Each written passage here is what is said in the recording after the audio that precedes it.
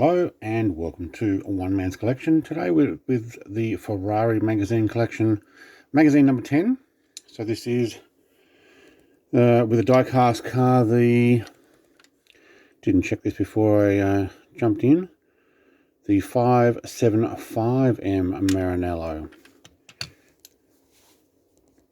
Now, what we'll do is we'll have a quick look at the magazine, then we'll go through the closer view of the car and put it on the display table so we can check it out.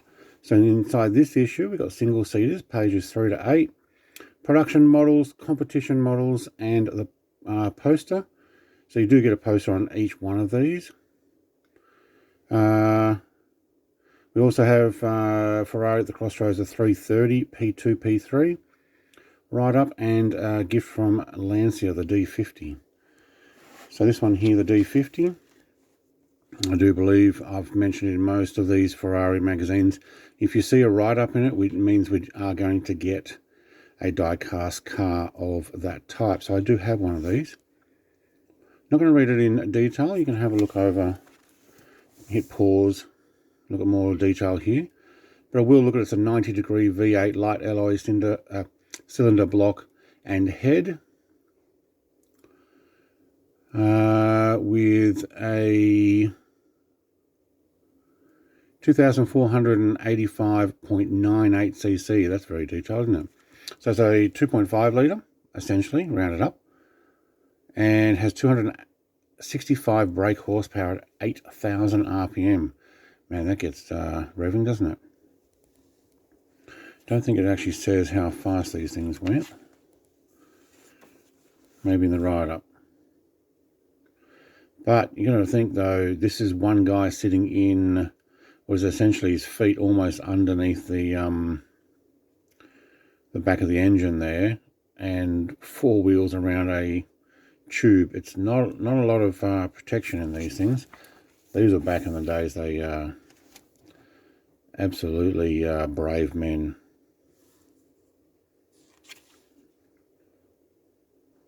Fangio, the champion. Ferrari's inherited title. The car won Manuel Fangio won his fourth world championship, was officially a Ferrari D50. However, it was originally been designed by Lancia 2 years previously and only inherited by Ferrari after Fiat stepped in. So which manufacturer should we really credit for the win? Yeah. All right, now the 575M Maranello 2002 model, derived from the 550. It's a true Grand Tourer with long, low nose and a 12-cylinder engine, incorporating the latest Ferrari technology. Retained many of the best features as predecessor, but also broke new ground. They're a nice looking car, these. I'm guessing there's a pull out here because you've only got half the car. I'm expecting when I turn it over, I'll see the other half of it. Mighty Maranello. Now, would you go for a red or silver? Red looks the iconic colour, doesn't it? Silver actually doesn't look too bad. Here we go. There's the poster. Red poster. Very nice. I've never pulled any of these posters out. I don't have the room for them. 21.9 seconds taken from travel 1 kilometre from a standing start. Okay, so 1,000 metre. Right. And maximum torque. 60 kilograms of torque. Okay. There's the back of the other car. Okay. 250 GT SWB short wheelbase. Beautiful car. Beautiful. Got a bunch of them in this set. Very happy with them. Alright. Keep going. Look at the interior of this thing. Not bad. Front mounted longitudinal 65-degree V12 with a 5.748, so essentially a 5.8 litre V12. Nice. 515 brake horsepower. It's 7,250. That's giving it a bit of a rev. Maximum speed of 325 kilometers an hour or 203 mile an hour. Woohoo. 2,056 were produced between 2002 and 2006. There you go. Look at the gear shifter. So I'm guessing it's automatic or paddle shift. That's paddle shift. So what's this? Just forward and reverse.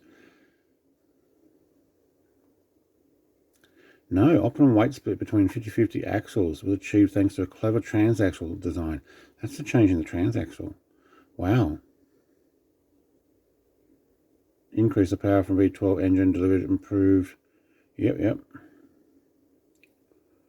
No, it's an F1 gear shifter. Also allows the driver to choose from fully automatic system to low grip settings. All right, make sure I read the whole thing before I go jumping in and assuming. Okay. Still, I'd be very happy with one. Ferrari at the crossroads with the 2753-30P2. Ferrari launched a new series of prototype sports cars to square up to Ford's formidable GT40 races. Over the next 4 years, the two motoring giants were locked in a titanic struggle of commercial supremacy and the world's sports car championship until they got Ford disqualified because they couldn't beat them, apparently. All right. Engine, rear-mounted 60-degree V12, nice. 410 brake horsepower. Does it say how to... doesn't have the capacity. Why doesn't it say what capacity engine are we running? 3.3 litre. Alright, there we go. And a 4 litre version in the 410 brake horsepower. Okay, 300 kilometers an hour, 187 mile an hour in 1965. Woohoo. Alright.